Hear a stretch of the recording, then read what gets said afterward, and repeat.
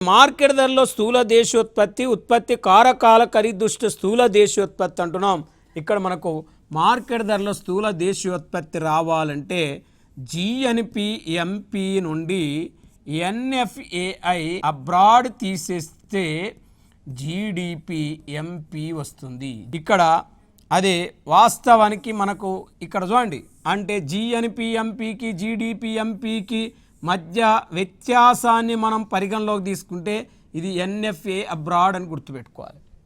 అంటే GDP ఎంపీలో NFA abroad ఉండదు, GNP ఎంపీలో NFA abroad ఉంటుంది. అంటే ఇప్పుడు మనకు జనరల్గా మార్కెట్ ధరలో స్థూల జాతీయోత్పత్తికి, మార్కెట్ ధరలో స్థూల దేశీయోత్పత్తికి మధ్య వ్యత్యాసం ఏందని మనకు క్వశ్చన్ అడిగిన ఇక్కడ గుర్తుపెట్టుకోవాల్సింది నికర విదేశ కారక ఆదాయం ఎన్ఎఫ్ఏ అబ్రాడ్ R-P అనేదాన్ని గుర్తుపెట్టుకోవాలి.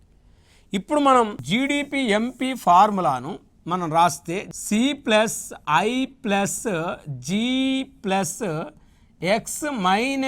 అని రాస్తాం.